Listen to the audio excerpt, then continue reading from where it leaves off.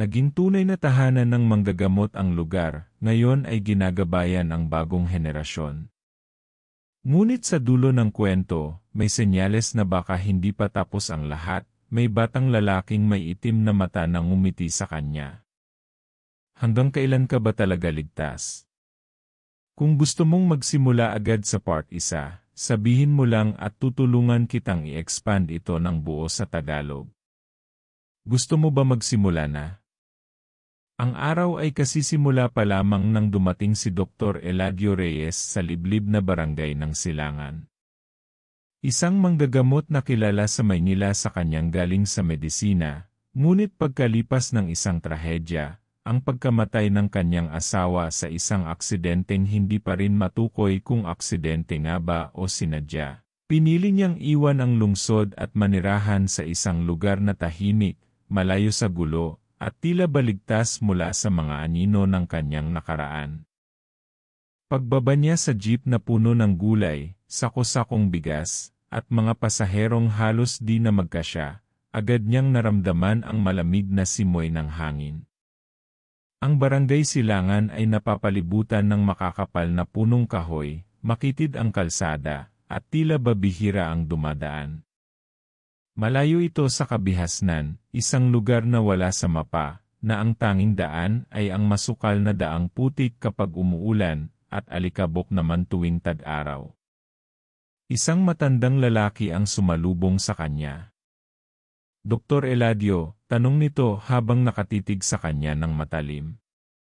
Opo, sagot ni Eladio habang ibinababa ang kanyang maleta. Ako po yung bagong manggagamot. Ipinadala ng kapitan para tumira dito sa lumang bahay ng yumaong doktor. Tumango lamang ang matanda. Sumunod ka sa akin, maikling tugon nito. Tahimik ang daan patungo sa kanyang bagong tirahan, isang lumang bahay na yari sa kahoy, may kalumaan, ngunit matibay pa rin sa unang tingin. Sa paligid, tahimik ang buong baryo. Ilang mga mata ang sumisilip mula sa bintana, waring sinusuri siya. Hindi siya sigurado kung takot, kaba, o pagkaduda ang nararamdaman ng mga tao. Pagkapasok niya sa bahay, napansin niyang may mga bagay na naiwan pa ng dating nanirahan.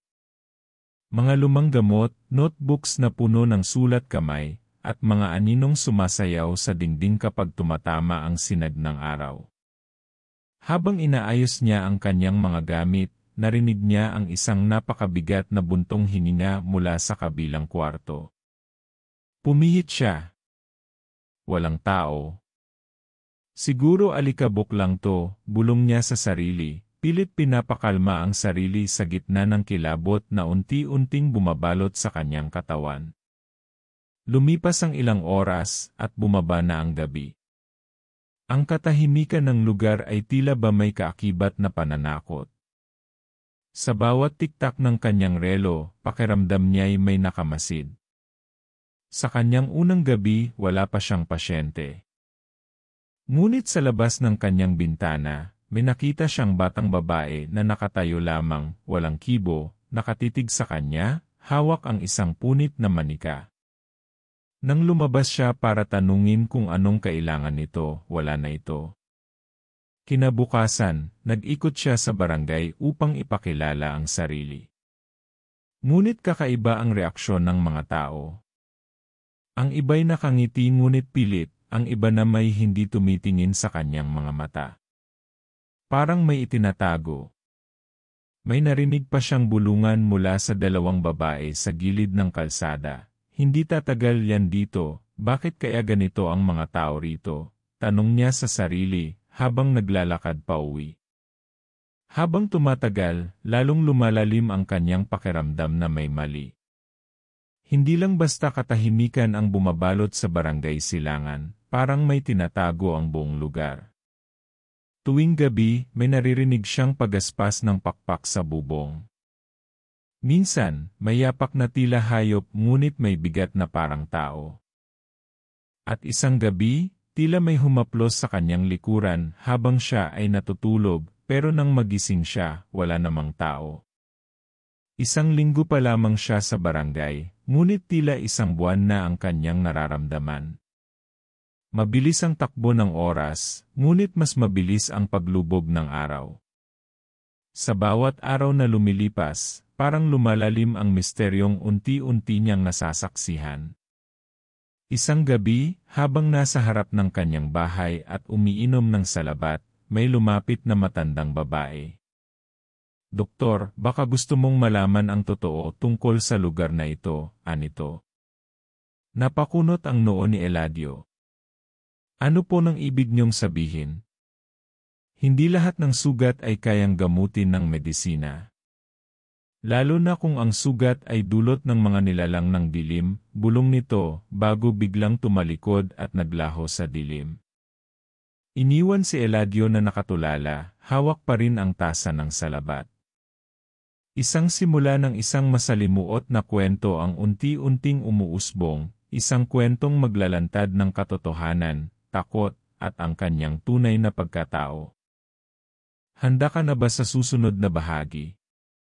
Sabihin mo lang, next, at itutuloy ko agad sa part 2, unang pagdalaw ng pasyente sa gabing madilim. Ikawalong gabi ni Dr. Eladio sa Barangay Silangan. Maaliwalas sana ang gabi, walang ulap, malamig ang hangin, at tahimik ang paligid. Ngunit may bumabagabag sa kanya. Sa bawat gabi kasi, tila palakas ng palakas ang mga ingay na kanyang naririnig mula sa gubat na malapit sa kanyang bahay. Hindi ito basta lang huni ng mga hayop. Parang may mga boses, mga ungol, mga iyak. 12:00 ng hating gabi, may narinig siyang mahinang katok sa kanyang pintuan. Tok! Tok! Tok! Tumigil ang lahat ng tunog. Kahit ang mga kuliglig, parang napatigil sa kanilang pag-ingay. Tumayo siya mula sa pagkakaupo at dahan-dahang lumapit sa pinto. Nang buksan niya ito, bumungad sa kanya ang isang binatilyo, mga 16 na taong gulang, duguan, nanginginig, at tila wala sa sarili. "Dok, tulungan niyo po ako," bulong nito. Ang boses niya ay paos, parang galing sa ilalim ng lupa. Agad siyang pinapasok ni Eladio at pinaupo sa bangko. Nilabas niya ang kanyang gamit at sinimulang linisin ang sugat sa tagiliran ng bata. Ngunit hindi ito ordinaryong sugat. Malalim ito, parang nilapan ng hayop. Ngunit mas lalo siyang nagulat sa kulay ng dugo, hindi ito pula kundi halos purong itim, malapot, at may amoy na parang nasisirang karne. "Anong nangyari sa'yo?" tanong ni Eladio habang pinipigil ang pagduduwal. Hindi sumagot ang binatilyo. Nakatingin lang ito sa sahig, nanginginig pa rin. Maya-maya, nagsalita ito, may mga matang nagmamasid. "Gabi-gabi."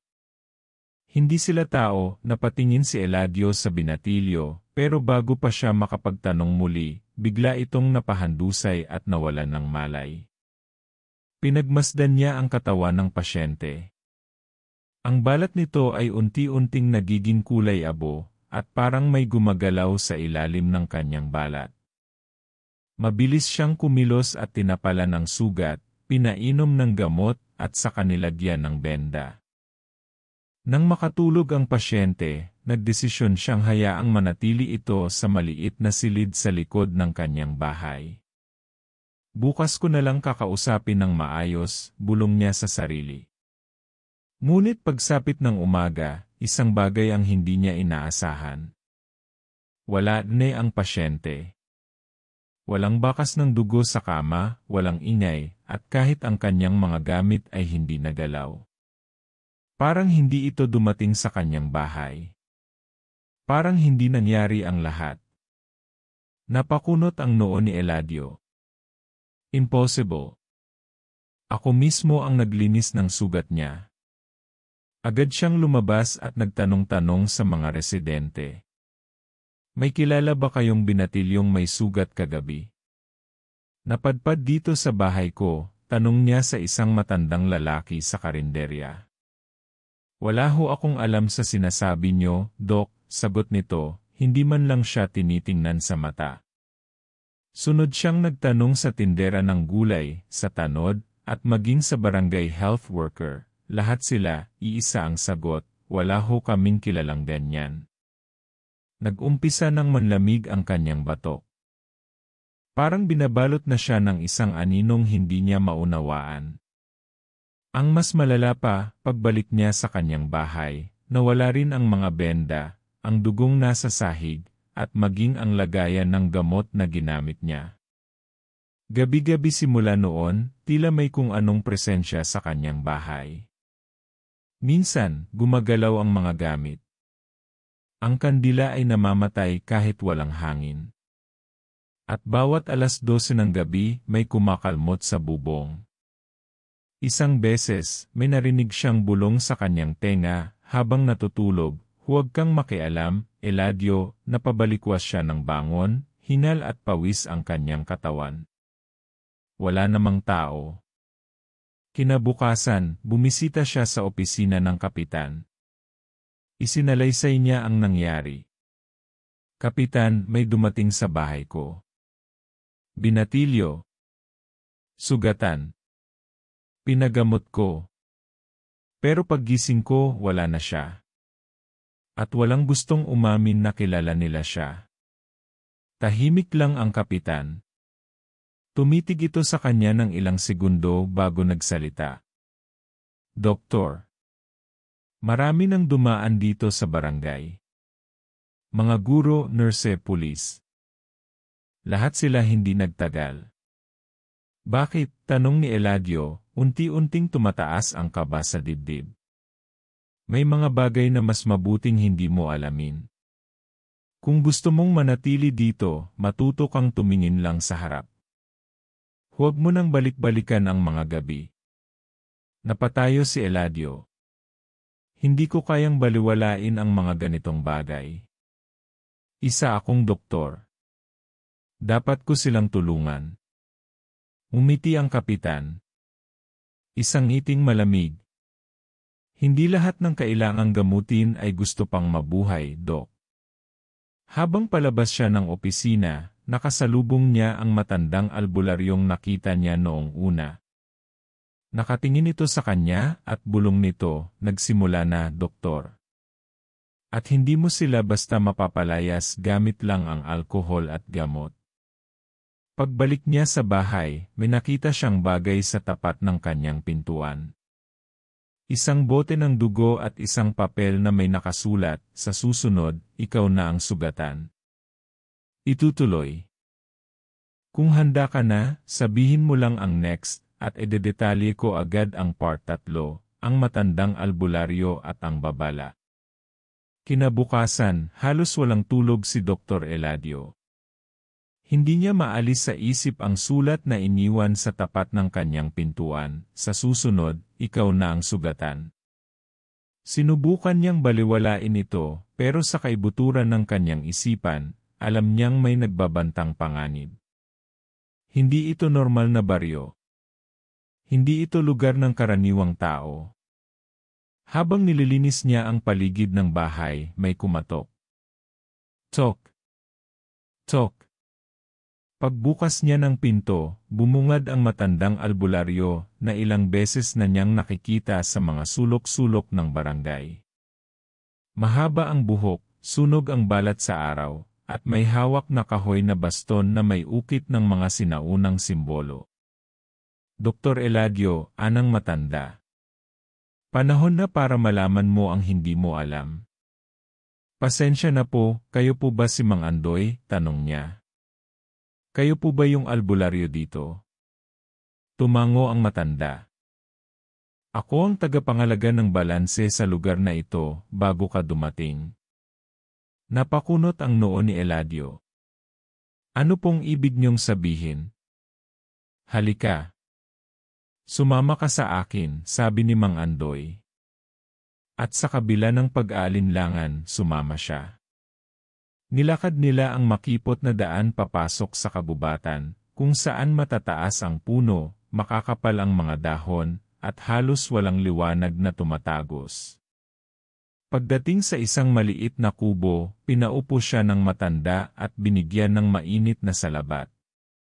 Hindi ko alam kung bakit ikaw ang pinadala rito, panimula ni Mang Andoy. Pero isang bagay ang malinaw, hindi aksidente ang pagdating mo sa barangay na ito. Tahimik lang si Eladio, pinakikinggan ang bawat salita. Nakita mo na ba ang anyo ng kadiliman? Tanong ng matanda. Kung tinutukoy niyo po ay ang binatilyong dinala sa bahay ko noong isang gabi. Pero hindi ko pa rin maintindihan kung anong klaseng sugat iyon. Hindi gumaling gaya ng karaniwan. Tumango si Mang Andoy. Dahil hindi iyon ordinaryong sugat. Hindi iyon gawa ng tao. Ang dugong nakita mo, itim, malapot, mabaho, iyon ang dugong nilalang. Isa siyang kalahating aswang. Napailing si Eladio. Aswang. Pasensya na po, pero hindi ako naniniwala sa mga kwento-kwento. Napangiti ang matanda, mapait. Ganyan din ang sabi ng mga nauna sayo. Mga matatalino. Laging nais ipaliwanag ang lahat gamit ang agham. Pero paano mo ipapaliwanag ang pagkawala ng mga pasyente? Ang dugong hindi gumagaling. Ang mga kalmot sa bubong mo gabi-gabi. Ang bulong sa tenga mo. Hindi nakasagot si Eladio. Itinuro ni Mang Andoy ang isang lumang kwadro sa dingding ng kanyang kubo. Nakaukit doon ang isang larawan ng mga nilalang, may pakpak, mahahabang kuko, nakakatakot ang mga mata. Ito ang mga nilalang na nagpapanggap bilang tao. Nabubuhay sila sa dilim. Kumakain ng laman, umiinom ng dugo. Dito sa barangay Silangan, hindi sila alamat. Buhay sila. At matagal na silang nakatira rito. Bakit hindi umaalis ang mga tao? Tanong ni Eladio. Kung alam nila na may panganib, bakit nananatili? Karamihan sa kanila hindi tao, sagot ni Mang Andoy, malamig ang tono. Nanlaki ang mata ni Eladio. Ibig niyong sabihin, karamihan sa mga taong nakikita mo araw-araw, ang tindera ng gulay, ang tanod, maging ang ilang bata, ay bahagi na ng lahi ng dilim. Kaya hindi sila natatakot. Kaya parang normal lang sa kanila ang gabi. Ang mga lamig. Ang pagkawala. Hindi pa rin makapaniwala si Eladio. Pero bakit ako? Bakit ako ang pinadala rito? Dahil may dugo ka rin ng isang tagapagpagaling, sagot ni Mang Andoy. Ang lolo mo si Mariano Reyes, hindi lang doktor. Isa rin siyang mambabarang, tagapangalaga ng balanse sa mga liblib na lugar. Pinatay siya ng mga nilalang ng dilim nang subukan niyang ilantad ang isa sa mga barangay sa norte. Nanlumo si Eladio. Alam niyang kakaiba ang lolo niya, ngunit hindi niya alam ang lalim ng kasaysayan nito. May iniwan siya sayo, sabi ng matanda. Kinuha niya mula sa kanyang bowl ang isang lumang pendant na yari sa kahoy na may ukit ng araw at buwan. Isuot mo ito. Proteksyon mo ito mula sa anino. Kinuha ito ni Eladio at isinuot. Bigla niyang naramdaman ang init mula rito. Parang may umagos na enerhiya sa kanyang katawan. Parang may bahagi ng kanyang pagkatao na biglang nagising. Ngayong alam mo na ang totoo, may tanong ako sayo, sabi ni Mang Andoy. Handa ka bang harapin ang dilim? O tatakbo ka gaya ng iba? Matagal bago sumagot si Eladio. Ngunit sa kanyang dibdib, naroon ang apoy ng kanyang layunin, ang gamutin ang may sakit, ang iligtas ang walang laban, at higit sa lahat, ang unawain ang katotohanan. Hindi ako alis, anya. At kung totoo man ang mga sinasabi niyo, hindi ako hahayaan ng konsensya ko na pabayaan ang mga inosenteng hindi alam ang panganib. Tumango si Mang Andoy. Kung gayon, simula ngayon, hindi ka na basta doktor. Isa ka ng tagapangalaga. Nang pauwiin siya ng matanda, gabi na. Ngunit kakaiba ang pakiramdam niya. Para bang may mata sa likod ng kanyang ulo. Habang naglalakad siya sa madilim na daan pauwi, may narinig siyang boses na pamilyar. Isang batang boses. Dok, gutom na sila. Paglingon niya, wala namang tao.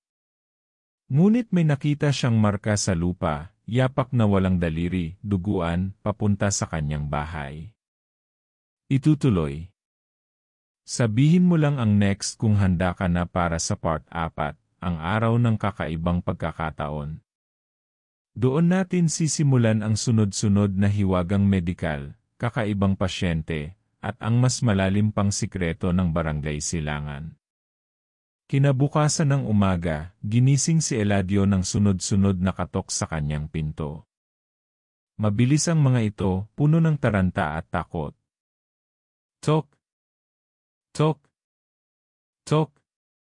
Pagbukas niya ng pinto, bumungad ang isang ginang na halos ay mangyak-niyak.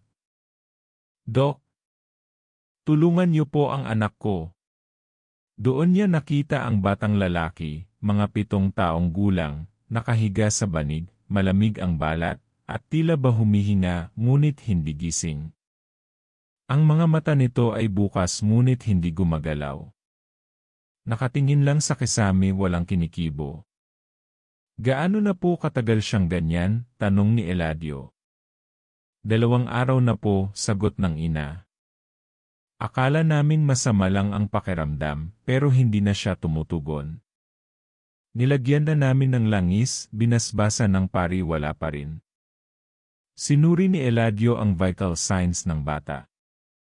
May pulso ito, mahinang-mahina. Ang temperatura, 24 degrees.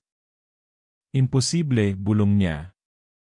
Buhay, pero halos nagyelo ang katawan. Sa ilalim ng kanyang palad, ramdam niya ang kakaibang enerhiya sa katawan ng bata. Parang may humaharang sa kanyang isipan. May manipis na belo. Isang anino. Napatingin siya sa leeg ng bata. May maliliit na marka roon. Hindi ito kagat ng insekto. Parang maliit na butas ng karayom, 3 pabilog, magkakatabi. Parang tusok ng kukong mahaba. Biglang bumukas ang pinto ng bahay. Pumasok si Mang Andoy, walang kakatok-katok. Narito siya, anya. Ang unang pagdating ng ganap na sinapian. Sinapian, tanong ni Eladio. Lumapit ang matanda at inilabas ang isang garapon na may lamang pulbos na abo. Hindi tulog ang batang yan. Kinulong ang kanyang diwa sa pagitan ng mundo ng tao at nilalang. Ito ang ginagawa ng mga ganap na aswang sa mga batang may malinis na kaluluwa, ginagawang sisidlan. Paano natin siya maililigtas? Kumuha si Mang Andoy ng dahon ng lagundi at inilubog ito sa pulbos. Ipinahid ito sa noo ng bata habang may sinasambit na orasyon sa wikang hindi niya naintindihan. Suminghap ang bata. Kumurap. Ngunit hindi pa rin gumagalaw. Hindi sapat, sabi ni Mang Andoy. Kailangan natin siyang ibalik sa kanyang katawan bago tuluyang mapuno ng kadiliman. Tumayo si Eladio. Ano ang dapat kong gawin? 100 sa kagubatan. Sa loob ng kuweba sa silangang gubat, naroroon ang ugat ng anino.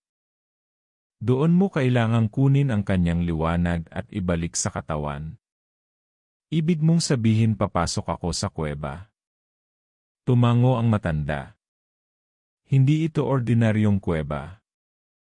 Isa itong tagpuan ng 2 mundo. At pagpasok mo roon, kailangan mong gamitin hindi lang ang utak, kundi pati puso at pananampalataya.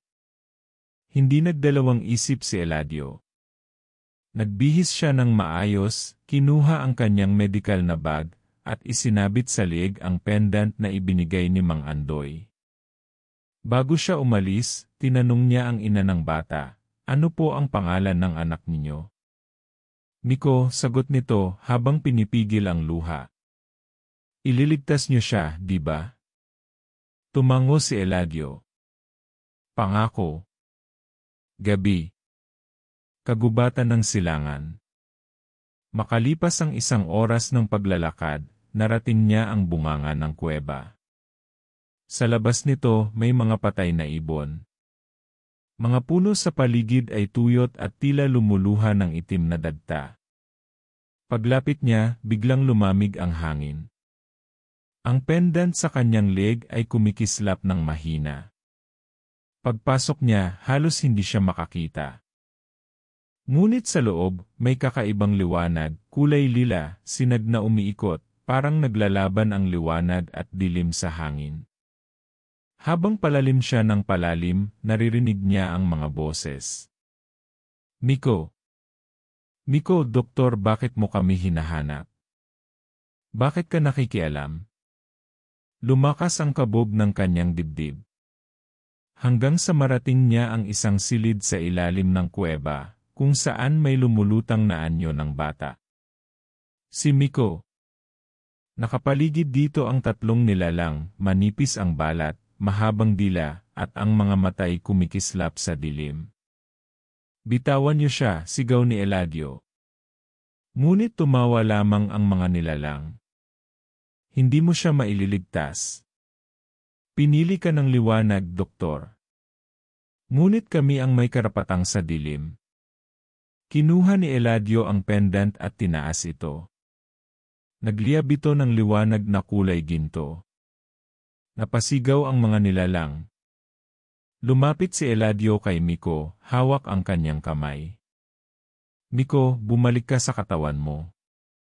Hindi ito ang lugar mo. Hindi ka nila pag-ari. At sa isang iglap, sumiklab ang pendant. Nawala ang mga nilalang.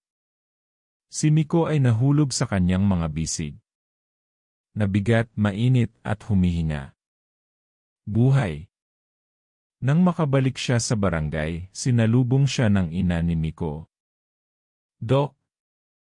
Ang anak ko! Gumising siya. Tinawag niya ang pangalan ko. Napangiti si Eladio, pagod pero panatag. Ngunit sa likod ng kanyang ngiti, may bumabagabag pa rin sa kanya. Dahil sa paglabas niya ng kuweba, bago siya makalabas sa kabubatan may bumulong sa kanya, isa pa lang yan. Ang susunod ay ikaw. Itutuloy. Sabihin mo lang ang next kung ready ka na para sa part 5, ang gabi ng pagkawala ng mga bata, kung saan mas lalala ang misteryo at lalawak ang hiwaga ng barangay Silangan. Lumipas ang ilang araw mula nang mailigtas ni Eladio si Miko mula sa dilim. Akala niya ibabalik na sa normal ang lahat. Nagpatuloy siya sa panggagamot sa mga residente ng barangay. Marami ang humanga sa kanya, lalo na't si Miko ay unti-unting gumaling, parang walang nangyari. Ngunit sa likod ng katahimikan, may gumagalaw sa anino. Isang gabi, bandang 10:00 ng gabi, lumapit si Kapitan Florencio sa bahay ni Eladio. Malalim ang gabi at halatang hindi mapakali ang matanda. Dok, kailangan ka namin ngayon, Anya. May nawawalang mga bata. Nanlamig si Eladio. Ilang bata? 3. Mula sa iba't ibang purok. Huling nakita sa may ilog. Naglalaro raw tapos wala na. Mabilis na naghanda si Eladio at sumama sa kapitan. Pagdating nila sa ilog, naroon na ang ilang magulang, umiiyak, naglalakad sa pampang na may dalang sulo at lampara. May ilang kabataang lalaki rin na tumutulong sa paghahanap. Pero kakaiba ang ilog ngayon, mas malamig ang hangin, at may makapal na ulap na tila hindi umaalis kahit may buwan. Lumapit si Eladio sa isang matandang mangingisda. Ano po ang nakita nyo? Tanong niya. Wala ho, Dok. Pero bago sila mawala may narinig kaming huni. Parang awit ng babae. Malamig ang boses, parang nang akit, nagsalubong ang kilay ni Eladio. Parang awit. Tumango ang matanda. Hindi namin makalimutan. Paulit-ulit. Paulit-ulit. Tinuro ng matanda ang isang bahagi ng pampang. Diyan namin huling nakita ang tsinelas ng isa sa mga bata. Lumapit si Eladio sa lugar. Doon niya nakita ang tsinelas, basa, may bahid ng putik at dugo.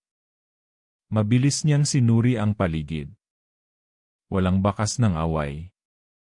Parang kusa silang nawala. Biglang may malamig na hangin ang humaplos sa kanyang batok. Saingig. Napalingon siya. Wala namang tao. Ngunit narinig niya ulit. Si Ingigi. La. Si Ingigi. Isang awit. Mahinahon, malamig, malungkot. Parang panawagan. Kap, sigaw niya. Wala na tayo sa tamang oras. Kailangan na nating harapin ang totoo. Tumango si Kapitan Florencio pero halatang nag-aalangan. Dok, baka naman hindi ito gawa ng tao. Alam natin pareho yan. Hindi ito simpleng pagkawala. Kinabukasan, pinatawag ni Eladio si Mang Andoy. Narinig ko ang kanta kagabi, ani Eladio. Boses ng babae. Sa gabi. Bago mawala ang mga bata. Tumango si Mang Andoy. Kilalang paanyaya yan ng sirena ng kadiliman. Hindi ito ang sirenang alam natin sa dagat. Ito ay nilalang ng lupa at tubig. Nabubuhay sa ilog at kumukuha ng kaluluwa ng mga batang walang bantay. Paano natin sila maibabalik? Tanong ni Eladio. May paraan, sagot ng matanda. Ngunit delikado. Kailangan nating bumaba sa ilalim ng ilog, hindi sa pisikal na anyo, kundi sa panaginip. Sa panaginip mo, doon mo sila mararating.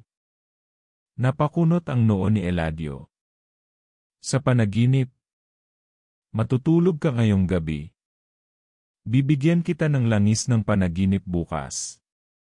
Sa iyong tulog, ang pendant na suot mo ang magdadala sa iyo sa mundo ng pagitan. Doon mo maririnig muli ang kanta. At doon mo rin sila makikita. Kailan ako dapat matulog? Tanong niya. Ngayong gabi. Oras ng kabilugan ng buwan. Doon pinakamalakas ang koneksyon sa pagitan ng dalawang mundo. Gabi. Bahay ni Eladio. Pinahira ni Mang Andoy ng langis ang noo ni Eladio at inilagay sa ilalim ng kanyang kama ang mga dahon ng banaba at ugat ng amorseko. Nang siya'y mahiga, agad niyang naramdaman ang bigat sa kanyang talukap. Unti-unti, nahulog siya sa isang malalim na panaginip. Sa panaginip, nagising siya sa gitna ng kakahuyan.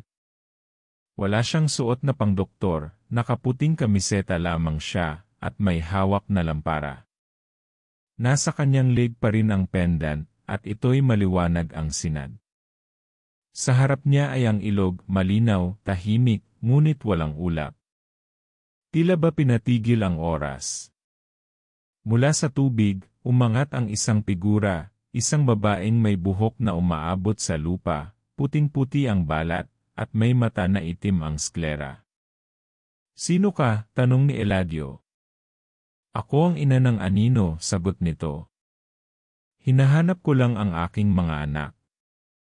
Ibalik mo sila. Hindi sila iyo. Hindi ko sila kinukuha. Sila mismo ang lumalapit sa akin. Sa mundo ng mga tao, sila'y pinapabayaan. Sa akin, sila'y iniingatan.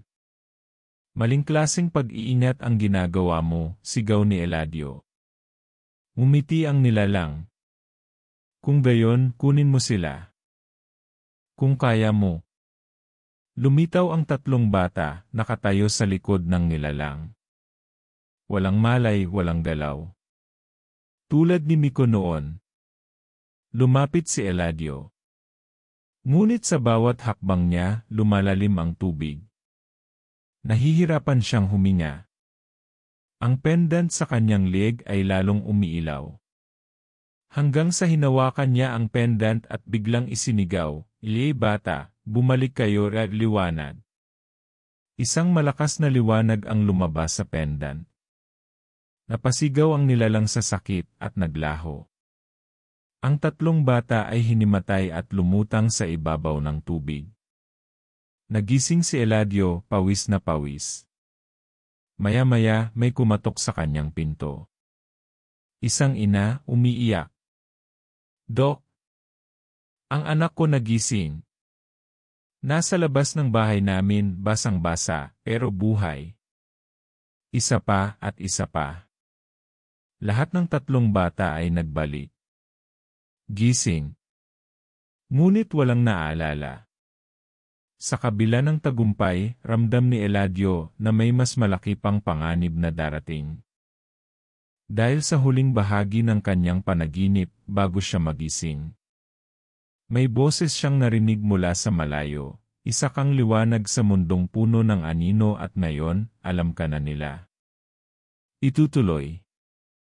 Sabihin mo lang ang next kung handa ka na para sa part 6, ang araw ng mga kaluluwa sa Barangay Silangan, kung saan mas lalalim ang koneksyon ng espiritu, kaluluwa, at pagkakakilanlan ni Eladio sa kanyang lahi.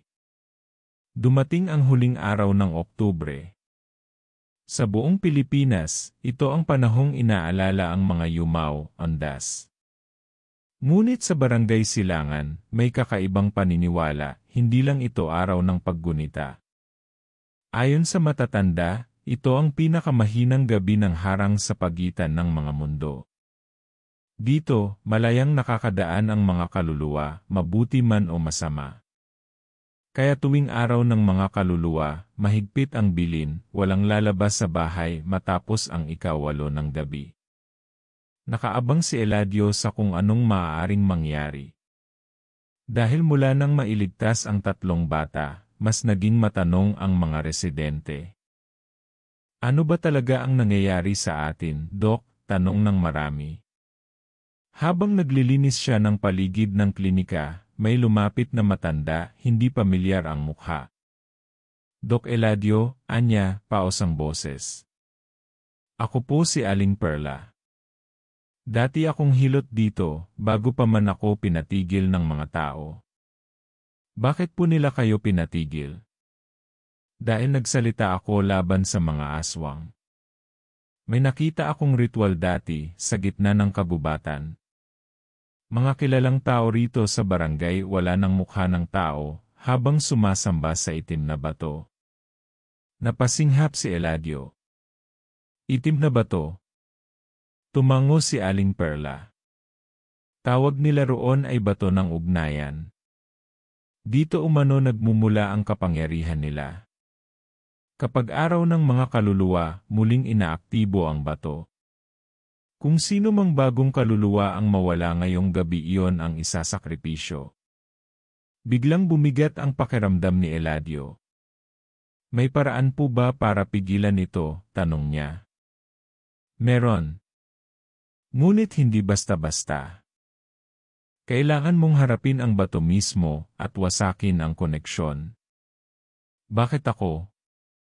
Bakit hindi kayo?" Napangiti si Aling Perla, malamig at mapait. "Dahil isa kang anak ng dalawang mundo.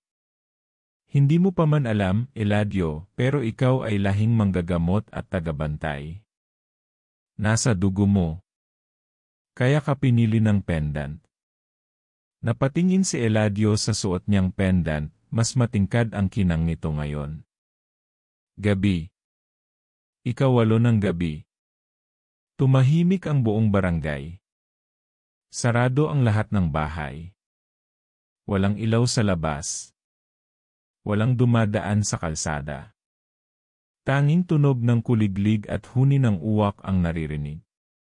Naglakad si Eladio mag-isa patungo sa kagubatan. Bitbit niya ang lampara, ang kanyang pendant, at isang maliit na bag ng mga halamang gamot at anting-anting na ibinigay ni Aling Perla. Habang nilalakad niya ang masukal na daan, may mga aninong dumaraan sa gilid ng kanyang mata. Mga kaluluwang naglalakad, hindi siya pinapansin. Hanggang sa narating niya ang isang bukas na espasyo sa gitna ng kabubatan. Doon, nakita niya ang bato ng ugnayan, isang malaking tipak ng itim na bato, parang may buhay. Humihinga. Umiilaw sa gitna ng dilim. At sa paligid nito, 6 na nilalang, nakabalot sa itim na tela. Nakapikit. Pumapalibot sa bato, parang may sinasambit. Habang nagmamasid siya, biglang napansin ng isa sa kanila ang kanyang presensya. May panauhin tayo, sabi ng nilalang, habang unti-unting lumalapit.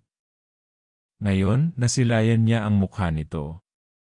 Mukha ng tao, ngunit may matang pula at balat na parang ahas. Isa itong ganap na aswang. Dr. Eladio, anak ng 2 mundo, ikaw ang susi. Hindi ako papayag na may mawala na namang kaluluwa, sagot ni Eladio, mariing hawak ang pendant. Tumawa ang nilalang.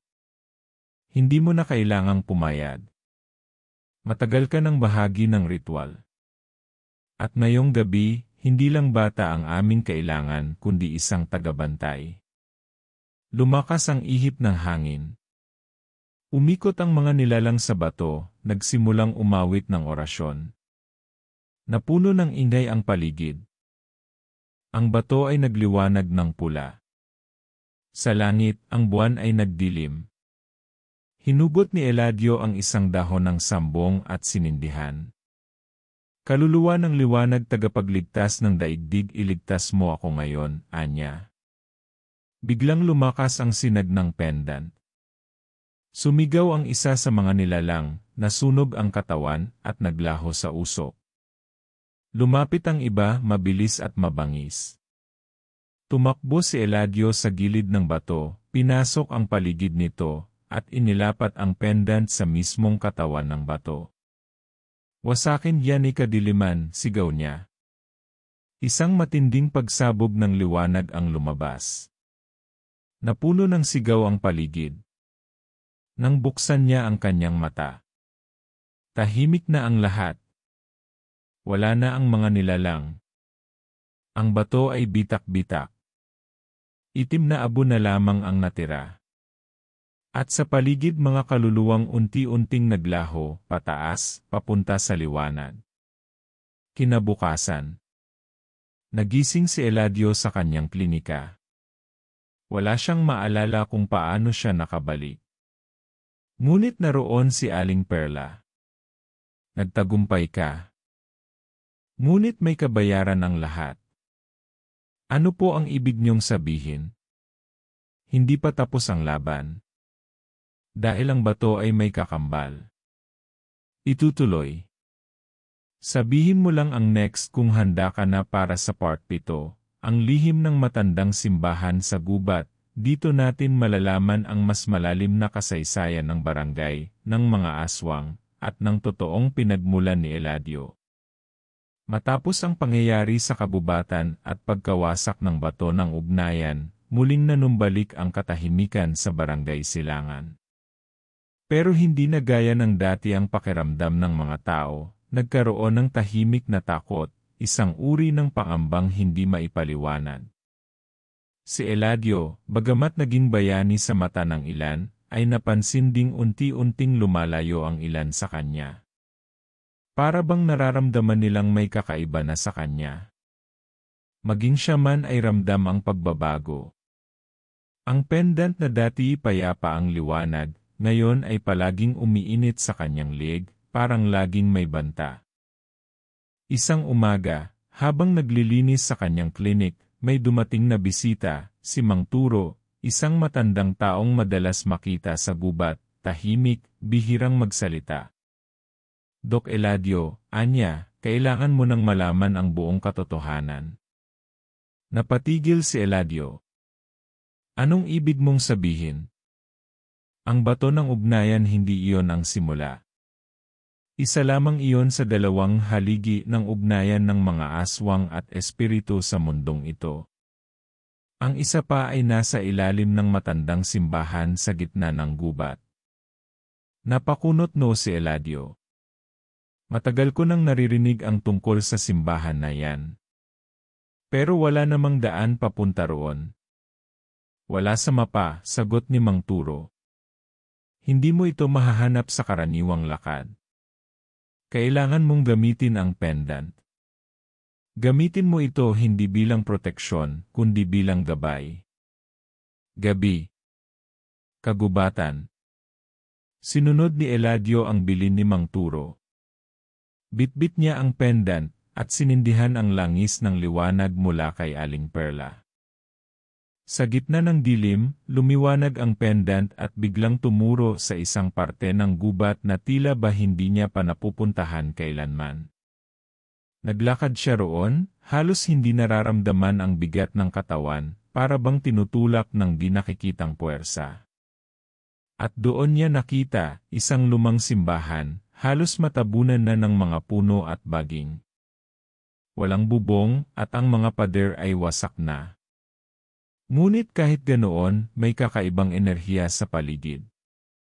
Sa loob ng simbahan, may altar na gawa sa bato. May ukit sa gilid, sa liwanag at dilim, tayo ay isa. Lumapit si Eladio at inilapat ang pendant sa altar. Bigla itong lumiwanag at sa ilalim ng altar, bumukas ang sahig, animoy may lihim na lagusan. Sa ilalim ng simbahan, mabaho. Mabigat ang hangin. Amoy dugo at lumang kahoy. Humakbang si Eladio pababa sa madilim na hagdan. Sa dulo, isang malaking silid na may mga lumang krus, nasunog na mga imahen ng santo, at sa gitna, isang hukay na puno ng abo at itim na likido. At sa likod nito, isang malaking imahe ng nilalang na hindi niya maipaliwanag. May ulo ng tao, katawan ng ahas, at mga pakpak ng paniki. Sa baba ng imahe, may nakasulat, dito isinilang ang lahing tagapagbantay at ang lahing sumuway. Biglang may narinig siyang mga yapak. Lumabas mula sa dilim si Kapitan Florencio, ngunit hindi ito ang karaniwang kapitan. Maputi na ang mata. Maitim ang gilid ng labi. At may mga marka sa kanyang lieg at kamay, simbolo ng kadiliman. Dok Eladio, anya, malapit mo nang malaman ang totoo. Pero hindi pa ngayon. Bago siya makagalaw, isang aninong mabilis ang sumugod kay Eladio at itinulak siya pababa sa hukay. Sa ilalim ng hukay, isang kakaibang mundo. Si Eladio ay bumagsak sa tila ibang dimensyon. Isang mundo ng anino at ulap, kung saan ang mga puno ay baligtad, ang lupa ay naglalakad, at ang mga nilalang ay walang mukha. Dito, may isang matandang babae na nakasuot ng puti. Siya'y nakaupo sa gitna ng apoy na hindi umaapoy. Sa wakas, wika nito. Nagbalik ka. Hindi kita kilala, sagot ni Eladio. Ako ang lola ng iyong ina. Ang huling babaeng tagabantay bago pa siya tumakas. Dito isinilang ang iyong lahi, sa lugar kung saan nagsanib ang liwanag at dilim. Dahan-dahang lumapit si Eladio. Ano bang totoo? Hindi ka lang manggagamot. Isa kang lakambini ng hangganan, tagapamagitan ng buhay at kamatayan. Ipinanganak ka para itigil ang ugnayan ng mga aswang at ng mundo ng tao. Bakit ako? Dahil ikaw lang ang anak ng dalawang dugo, dugo ng manggagamot at dugo ng nilalang. Napatingin si Eladio sa kanyang kamay. Sa pulso niya, unti-unting lumilitaw ang marka, isang simbolo na kahawig ng ukit sa altar kanina. At ngayon, dugtong ng matanda, kailangan mong piliin. Mananatili ka ba sa pagiging manggagamot o haharapin mo ang iyong kapalaran bilang tagapagsara ng pinto? Nagising si Eladio sa harap ng altar. Wala na ang hukay. Wala na si Kapitan. Ngunit sa kanyang kamay, naroon pa rin ang marka. Tumindig siya, dama ang bigat ng kanyang bagong kaalaman. Ngunit bago siya makalakad palabas ng simbahan, may narinig siyang tinig sa hangin. Pag pinili mong harapin ang dilim, maghanda kang isakripisyo ang liwanag. Itutuloy. Sabihin mo lang ang next kung handa ka na para sa part 8, ang huling pagsubok, pagsasara ng pintuang aswang, ang pinakamatinding bahagi ng istorya kung saan kailangang piliin ni Eladio kung sino siya at kung anong kapalaran ang pipiliin niya. Ang galing ng manggagamot o ang sakripisyo ng tagapagsara. Lumipas ang 3 araw matapos muling mabisita ni Eladio ang simbahan sa gubat. Mula noon, hindi na siya nakatulog ng mahimbing. Sa bawat pagsara ng mata, naririnig niya ang boses ng matandang babae sa ilalim ng hukay, pag pinili mong harapin ang dilim, maghanda kang isakripisyo ang liwanag. Ang marka sa kanyang pulso ay mas lalong lumilinaw bawat araw. Umiinit ito tuwing sasapit ang gabi, na parabang nagbibilang ng oras ang kapalaran. Kahit walang sinasabi ang mga tao, ramdam ni Eladio na may papalapit na delubyo. Isang gabi, dumating si Aling Perla, duguan at halos hindi na makatayo.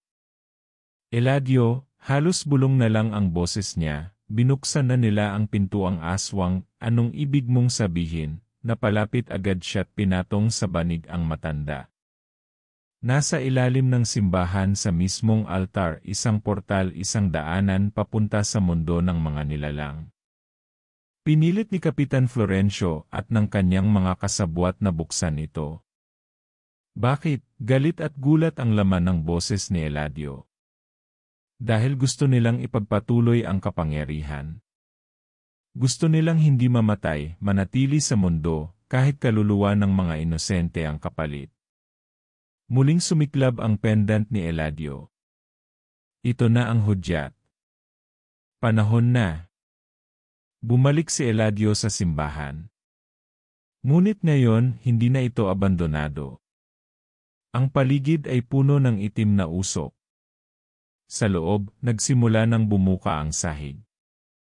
Sa gitna, isang puwang ng dilim, parang alon na nagpapalitan ng mukha, may mga kaluluwang pilit na hinihigop papasok.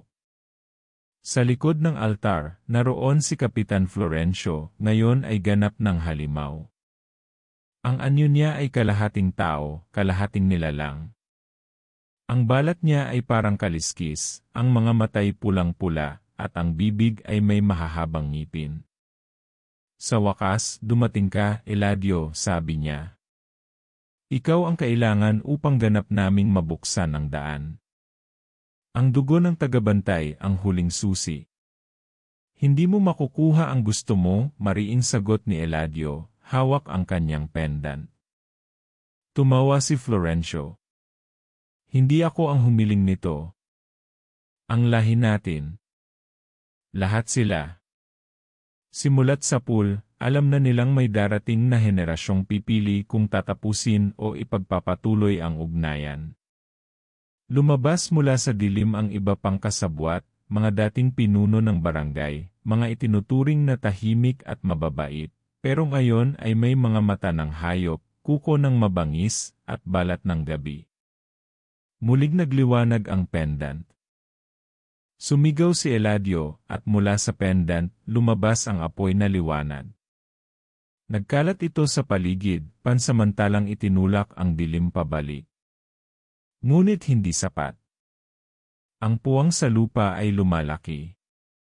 Sa gitna ng kaguluhan, naalala ni Eladio ang sinabi ng matandang babae, kailangan mong isakripisyo ang liwanag kung gusto mong isara ang dilim.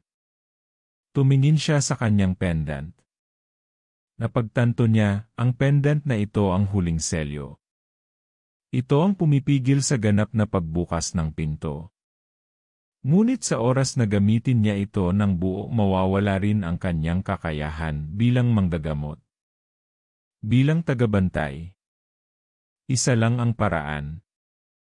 Tumakbo siya patungo sa altar, iniiwasan ang mga nilalang na sumusubok humarang.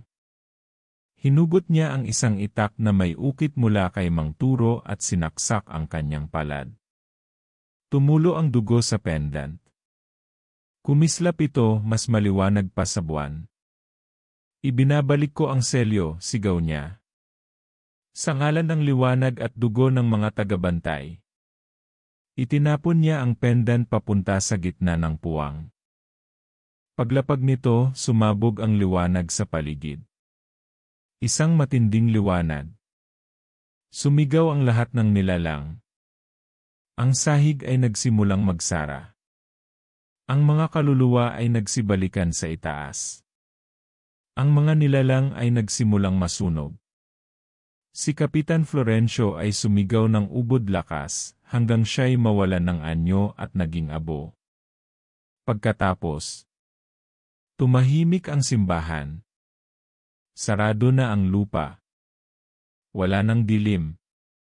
Ngunit wala na rin ang pendant. Wala na ang liwanag sa mata ni Eladio. Bumalik siya sa kanyang klinik, isang simpleng manggagamot muli. Wala na ang kakayahang makakita ng nilalang, wala na ang markang dati nasa kanyang pulso. Ngunit ramdam niyang payapa na ang barangay. Wala nang naglalaho. Wala nang malamig na hangin tuwing gabi. Wala na ang takot. Lumapit si Aling Perla, ngayon ay gumaling na. Nagawa mo, Eladio. Isinara mo ang pinto. Ngunit, may ibang pinto. Sa ibang lugar. Sa ibang panahon. At baka kailanganin ka nilang muli. Ngumiti si Eladio. Kapag dumating ang panahon na iyon, marahil may iba ng tagabantay. Hindi kailangang ako lagi. Paglipas ng maraming taon, sa isang malayong bayan, isang bata ang isinilang, may marka sa pulso. At sa kanyang kwarto, isang pendant na parang ordinaryong kwintas ay biglang lumiwanag. Wakas, o baka panimula ng susunod na kwento.